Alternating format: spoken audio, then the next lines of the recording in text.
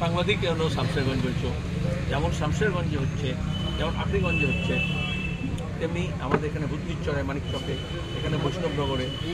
তাহলে গঙ্গার ফারাক্কার উত্তর দিকেও দুপারে এবং দক্ষিণ দিকেও দুপারে হচ্ছে। এক দুই হচ্ছে মুর্শিদাবাদে আর বড় সংকট হচ্ছে পদ্মা এবং গঙ্গার ভাঙনে আর কিছুদিন পরে গঙ্গা পদ্মার মধ্যে ভাগটা মিশে যাবে। আগে যেমন একটা পুরো গ্রাম চলে গিয়েছে, অঞ্চল চলে গেছে মুর্শিদাবাদের, এবারে এই জেলার একটা বড় অংশ জলের মধ্যে চলে যাবে, হারিয়ে যাবে ম্যাপ থেকে। তাতে কেন্দ্র সরকার এবং রাজ্য সরকারের কোনো হুঁশ নেই। আগে ফারাক্কা ব্যারেজ হওয়ার সময় সিদ্ধান্ত করা হয়েছিল যে একটা নির্দিষ্ট এলাকা জুড়ে ব্যারেজ কর্তৃপক্ষের দায়িত্ব ভাঙন রোধ করা, তার বাইরে রাজ্য সরকার।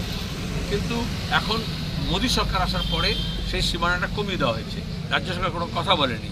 আর বাকি অংশে রাজ্য সরকার কোনো কাজ করছে না।